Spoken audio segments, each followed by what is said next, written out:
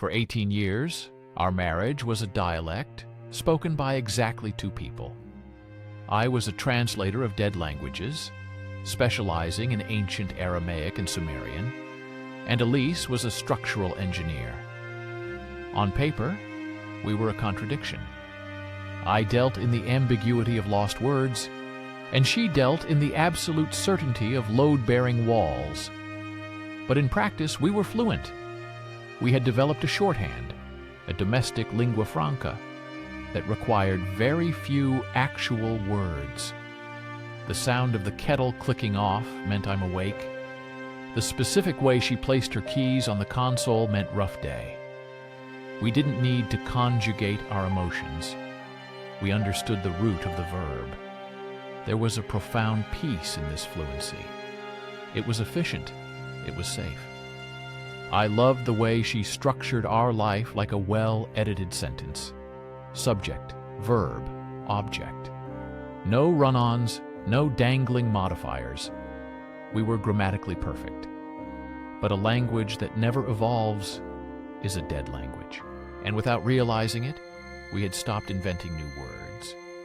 We were just reciting the same old texts over and over until the meaning began to drain out of the sounds. 2. Semantic satiation. The drift began with what linguists call semantic satiation. When you repeat a word so many times, it loses its meaning and becomes just a sound. I looked at our life. The Sunday roasts, the annual beach trip, the shared checking account, and suddenly, none of it meant anything. It was just noise.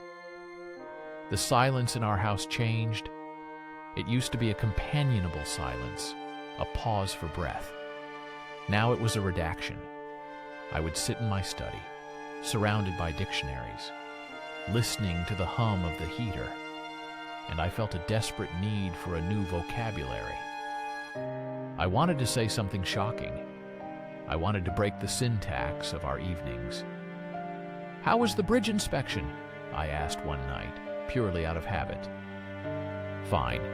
The tension cables are holding," she replied, not looking up from her blueprints. "The tension is holding." That was us. We were a suspension bridge held up by habit, swaying dangerously in a wind she refused to acknowledge. I wanted the cable to snap. I wanted the jagged edge of a broken sentence. 3. The neologism.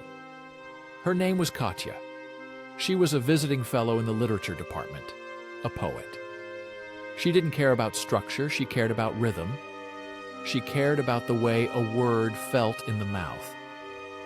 I met her at a faculty mixer. She was arguing loudly about the translation of a Rilke poem. "You can't translate the word," she said, her eyes flashing. "You have to translate the breath." She was a neologism, a new word introduced into a language. The affair began with words. We exchanged emails that started as academic debates and quickly devolved into confessions. She wrote in lowercase without punctuation, a stream of consciousness that felt like a narcotic compared to Elise's rigid, capitalized life. Katya made me feel like I was speaking a living language again. She was messy. She was loud. When we finally slept together in her chaotic, book-strewn apartment, it wasn't a calculated decision. It was an exclamation point. It was a scream in a library. I felt a rush of adrenaline, the thrill of being misunderstood, of being complex, of being something other than a husband who knew exactly where the forks went. P. The false friend. In translation, a false friend is a word that looks like it means one thing in a foreign language, but actually means something else entirely. I became a false friend to Elise. I looked like her husband. I sounded like her husband. I sat at the dinner table and used the same vocabulary we had always used. But the meaning had shifted. "I love you" became a punctuation mark, a period used to end a conversation so I could go check my phone. "I'm tired" became a euphemism for I'm depleted from being someone else. The double life was an exhausting exercise in code switching. I had to translate myself constantly. With Katya, I was the brooding intellectual, the passionate lover. With Elise, I was the reliable partner, the structural support. I would come home with the scent of Katya's clove cigarettes on my clothes, which I explained away as a colleague smoking outside, and feel a profound dissonance. I was translating a tragedy into a comedy in real time. I looked at Elise's trusting face, a face that read me like an open book, and I realized I was rewriting the pages while she wasn't looking. I was replacing the truth with a forgery, and she was too close to the text to see the edits. V. The mistranslation. The discovery was not a dramatic monologue. It was a footnote. I had been careful, but the subconscious always wants to be caught. I had left a notebook open on my desk. I used it for translation drafts, but lately I had been using it to write drafts of messages to Katya. Messages I would type out and then delete. But the ink remained on the page. Elise came into the study to bring me tea. A peace offering. I was in the bathroom. When I came out, she was standing at the desk. She wasn't reading, she was staring at the page, her hand covering her mouth. The silence was absolute. It wasn't a pause, it was the end of the chapter. Elise, I said. She turned. Her face was unreadable, a cipher I had lost the key to. You wrote about the rain, she said softly. You wrote about how the rain tastes on her neck. It's a creative exercise, a translation. No, she shook her head, and the movement was so weary it broke my heart. I know your translations, David. You translate dead things. This, she tapped the notebook. This is present tense. This is alive. She looked at me, and I saw the moment the comprehension hit her. The structure she had built, the load-bearing walls of our trust, simply vaporized. I don't understand this language anymore, she whispered. We aren't speaking the same thing. She didn't yell. She didn't demand a translation.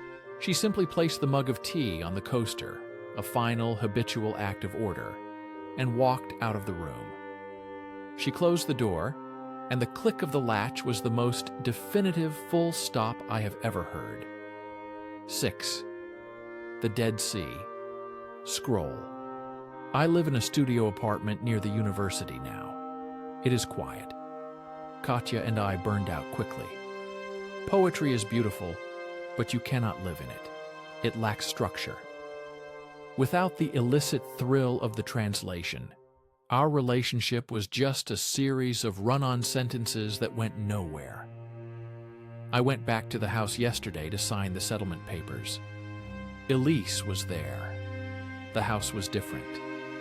She had painted the walls. She had rearranged the furniture. She had edited me out of the text. We sat at the dining table. The conversation was polite, formal. We were speaking through an interpreter, the lawyer. I looked at her hands, the hands that used to hold mine, and I realized that we were now speaking different languages entirely. I was a relic of her past, a piece of ancient history she had studied and moved on from. I signed the papers. The scratch of the pen sounded loud in the empty room. I wanted to tell her I was sorry. I wanted to find the perfect word, the one word that would translate the magnitude of my regret, the weight of my loss. I searched my internal dictionary, Aramaic, Sumerian, Greek, English, but there was no word. Some things are untranslatable. Some things, once broken, cannot be phrased into meaning again. I capped my pen, stood up, and walked out into the silence, leaving the story unfinished, the syntax broken, and the book closed forever.